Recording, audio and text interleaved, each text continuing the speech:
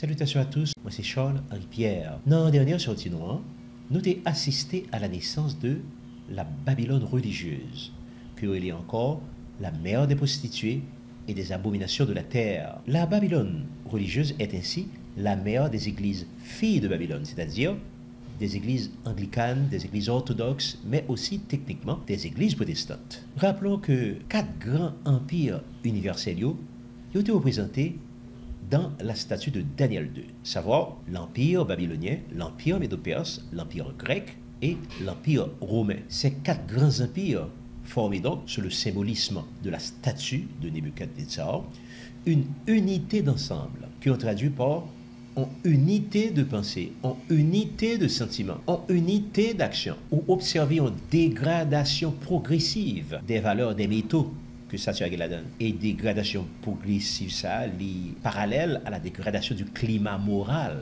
de la dépravation progressive qu'on observe au fur et à mesure que on va approcher de la fin des temps. Cette statue évoque donc le fait que tout événement de l'histoire, ils tout liés ensemble et ils mené à un objectif unique, un objectif ultime, qui c'est l'avènement de l'homme fort, le retour de Nimrod, qui est le rebelle par excellence, celui qui préfigure l'opposition ultime à Jésus-Christ, qui préfigure l'antéchrist.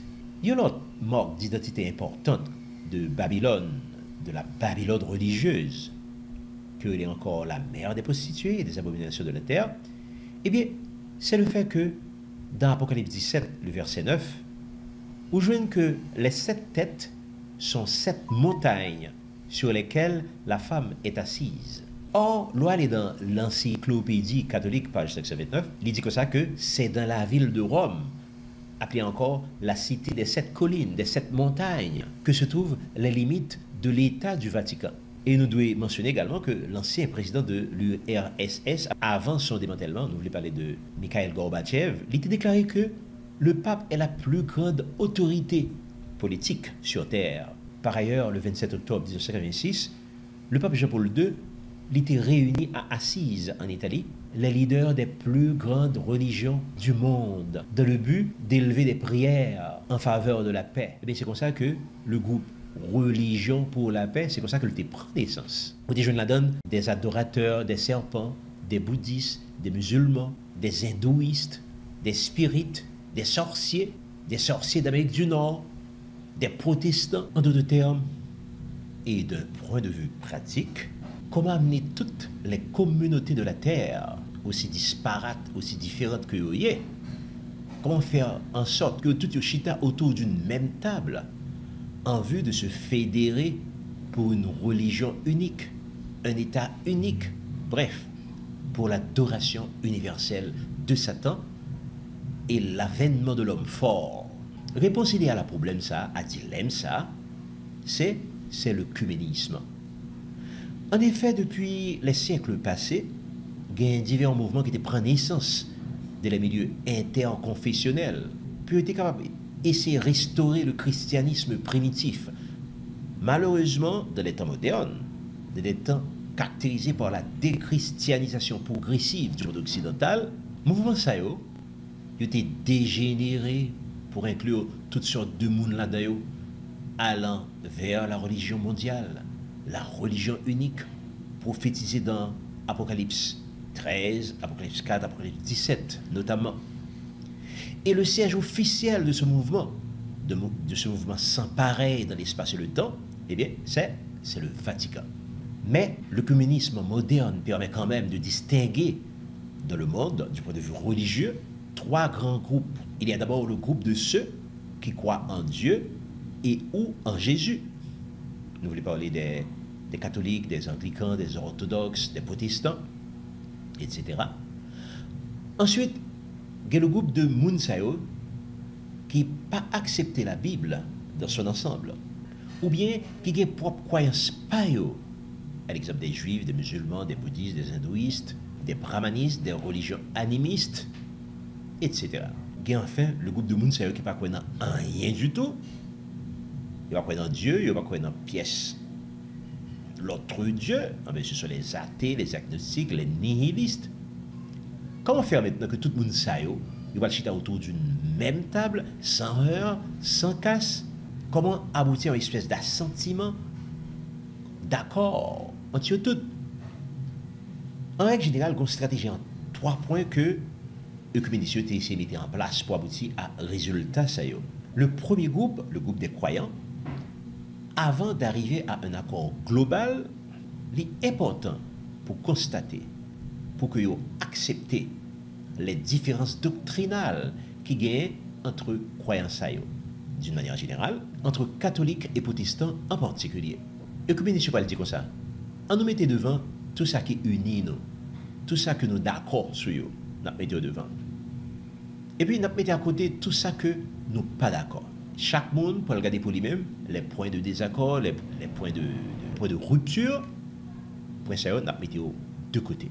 En fait, orthodoxes, catholiques et protestants, ils sont parfaitement d'accord sur les doctrines de base de la Bible, qu'il s'agisse de l'Ancien ou du Nouveau Testament. Ils diffèrent seulement de les doctrines secondaires. Alors, pour le bien commun, pour la paix, pour l'unité des chrétiens, unissons-nous aux yeux même du monde. Le monde est capable de voir ça. Et l'œcuménisme même ajouté des versets pour appuyer point de vue ça. Hébreux 12, 14, Matthieu 5, 9. Eh bien, ça c'est pour capable de point de vue ça, j'arrête. Et chrétiens qui ne sont pas d'accord avec eux, ils qualifient de diviseurs, de vat en guerre, de monde qui ne veulent pas la paix, etc. Deuxième groupe maintenant que l'œcuménisme visait, eh bien, il est formé par les juifs, les musulmans, les bouddhistes, les hindouistes, les animistes, etc. Chaque groupe ça, il va le garder pour eux-mêmes convictions religieuses, mais il va le faire remarquer que gagner un idéal qui est beaucoup plus grand, qui est beaucoup plus important pour les habitants de la Terre. L'idéal ça, c'est la paix, c'est l'unité, c'est la justice pour tous.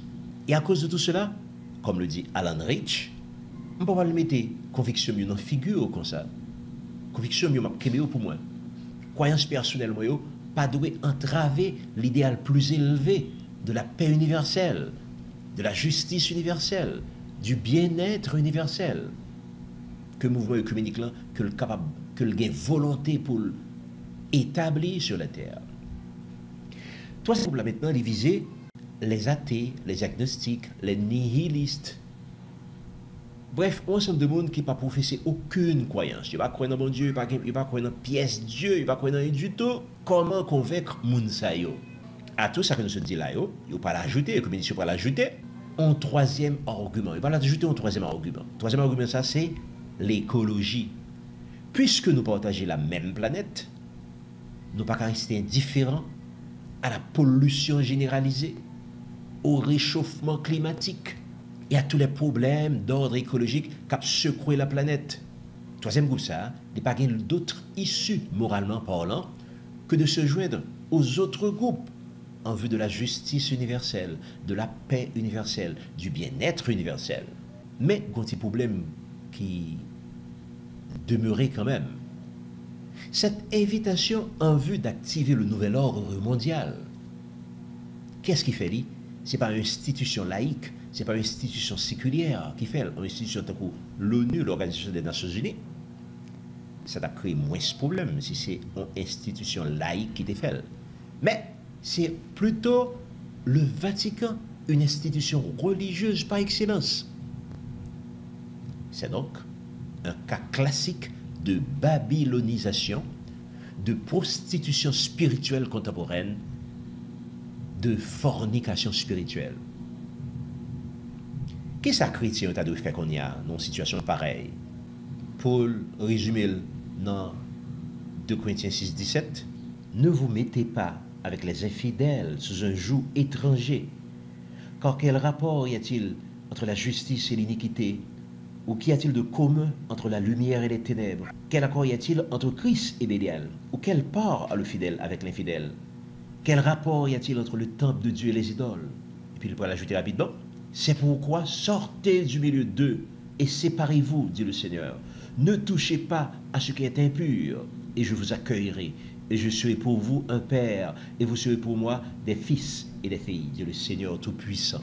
C'est ainsi que tu prends naissance la religion mondiale, la religion unique prophétisée dans Apocalypse 13.3, d'Apocalypse 14.2, et siège officiel de ce mouvement sans pareil dans l'espace et le temps, le Vatican. De plus, en septembre 2000, le Vatican a déclaré officiellement que l'Église catholique est la mère de toutes les églises. Il a retiré les termes d'église sœur pour décrire les autres dénominations.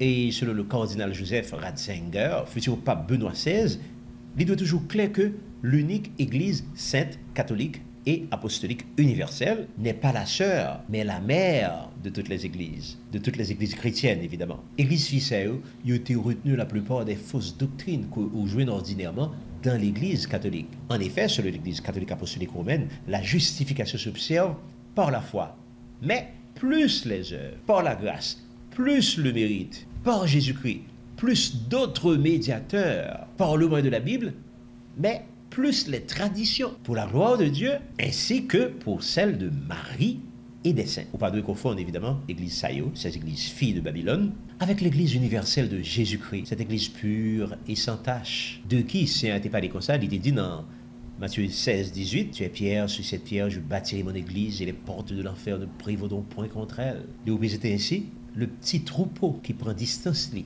avec la multitude babylonienne et qui fonctionnait seulement, uniquement selon la parole de Dieu. Nous notons également que les églises protestantes locales, ont été laissées infiltrer à des degrés divers par la culture babylonienne, par la religion babylonienne. La caille l'église sayo, l'habitude, la sécurité d'une tradition, pas jamais questionner tête li, la lâcheté intellectuelle, l'absence de l'amour pour la vérité. Eh bien, tout ça, c'est aussi de véritables facteurs d'apostasie qu'il est important pour nous dénoncer, pour nous corriger lorsque c'est possible. Rappelons que la culture babylonienne a été fait son chemin jusqu'au temps moderne, lors de la découverte du monde gréco-romain par le truchement de la Renaissance italienne du 15e et 16e siècle. C'est en effet dans ce moment ça que l'humanisme a été fait sa rentrée officielle en Europe par la grande porte. Et ça a été traduit par une série de courants philosophiques, une série de courants de pensée qui étaient fait apparition tels que le rationalisme du 15e et 16e siècle, l'empirisme du 17e, 18e siècle, le naturalisme, l'évolutionnisme. Et Jacques Noté dans l'édition précédente, différents courants philosophiques ça ils ont causé un impact profond sur le christianisme, avec une remise en question de l'inspiration de la Bible, de l'autorité de la Bible. Les hommes disent comme ça que la Bible n'est pas inspirée encore. C'est pas mon Dieu qui fait. Sur l'autre côté, au joignent. Donc il va faire autorité sur personne. Et nous joignent que des portions de la Bible qu'ils ont enlevées purement et simplement. En même temps que des livres non inspirés, les livres deutéro-canoniques, appelés encore livres apocryphes, eh bien, ils ont ajouté de la Bible. Le résultat inévitable, c'est que l'évangile vient perdre un peu dans la force et dans la puissance. Mais ce n'est pas tout. Il y a un instrument culturel majeur qui était utilisé par Satan de l'état moderne. Eh bien, l'instrument ça, c'est la séduction satanique. Et il y a une méthode privilégiée que Satan a utilisée, c'est pour laisser faire mon croire qu'il n'a pas existé. Et il y a des gens, effectivement, qui croient que ça n'a pas existé. La conséquence, c'est que il n'y a pas quoi dans un monde qui a des mauvais esprits là-dedans. Il n'y a pas quoi dans la guerre spirituelle. Pourtant, dans la vie, tout est spirituel. Et on vient de joindre que il y a des gens qui déguisés en serviteurs de Christ, c'est les tenants de l'évangile de la prospérité. Et d'une manière générale, sous le couvert de la parole de Dieu, ils ont prêché un autre Jésus, ils ont annoncé un autre évangile. En effet, ils ont prôné un salut sans souffrance. Ils ont oublié que Jésus est passé par là. D'ailleurs, c'est à avertir nous que nous va gagner des tribulations dans le monde. Mais il était dit que nous devons prendre courage. Parce que lui-même, Jésus-Christ, il était vaincre, il était un succès sur le monde. Il était rappelé nous également que tout le monde qui voulait vivre pieusement en Jésus-Christ, eh bien, il a pu persécuter. Évidemment, toute bagage, ce n'est pas des choses que nous remettendez, ce n'est pas des choses qui intéressent nos oreilles ou plus entendre. Mais, quel que soit Jean que vous voulez là, c'est la vérité. D'autre part, toujours selon les Babyloniens modernes et autres tenants de l'évangile de la prospérité, pour bénéficier de la grâce de Dieu, il n'est pas nécessaire encore pour passer par la repentance. Il suffit seulement de croire sincèrement, de tout son cœur, en continuant éventuellement avec son ancienne vie déréglée, ou capable de constater alors que la foi affichée, mais son foi psychologique liée, qui n'a pas grand-chose à voir, à revoir avec ça que vous tendez. Parce que la Bible dit, la foi vient de ce que l'on entend vient de la parole de Dieu. L'évangile que annoncé, il vient tourner au évangile qui est mutilé et mutilant, c'est-à-dire au évangile que vous prend un peu ici, vous prend un peu là, pour qu'on crée une doctrine qui va servir de guide de la vie chrétienne. Donc voilà un monde qui prend l'évangile tchaké, il prend quelques graines ici, quelques graines par ici, un monde qui a piqué, il dit ça piqué collé, qui a fait piqué collé, et puis il vient fabriquer des doctrines qu'on y a qui va servir de guide pour la vie chrétienne. Vous pouvez commencer à comprendre qu'on y a la prolifération des dénominations dans le monde évangélique. Pour comprendre que ça gagne tellement de dénominations dans le monde évangélique, c'est parce que les gens ont fait piquer coller, il y a des choses qui ne peuvent jamais faire l'unanimité. Seule façon pour faire l'unanimité, c'est ça que c'est a été dit. C'est a été dit dans Éphésiens 4:11. Pour l'unité de la foi, pour atteindre l'unité de la foi, il faut prêcher tout le conseil de Dieu sans qu'on pas quitter un rien d'air. Vous savez, Jésus qui dit dans Matthieu 28, enseignez-leur à observer tout ce que je vous ai prescrit. Dans Marc 16:15, il dit, allez prêcher la bonne nouvelle à toute la création. Jésus qui dit pour prêcher toute bagage, sans qu'on pas quitter un rien d'air. Dans le cas ça, vous jouez que offrir un succès sans passer par l'épreuve. Avec cette même foi psychologique que nous sommes parlé là, une foi psychologique qui est basée sur l'amour, la bonté, la miséricorde de Dieu, et vous passez alors totalement sous silence le fait que Dieu est aussi un Dieu saint, un Dieu qui n'a jamais cessé d'être juste. Alors, quel est le destin de la Babylone religieuse, de la Babylone moderne? Je n'ai pas cela dans Daniel 2:34 qui répond, qui dit comme ça, c'est la destruction pure et simple de la statue à partir du mélange de fer et d'argile, et cela au retour de Jésus-Christ, avec la perte du salut, la perte des récompenses et la précipitation de toute Babylonien, de tout le monde qui a prêché l'évangile dans les temps de feu et de soufre pour le temps et l'éternité. Il est encore temps de prêcher l'évangile selon la parole et non pas seulement selon la Babylone moderne. Que Dieu vous bénisse.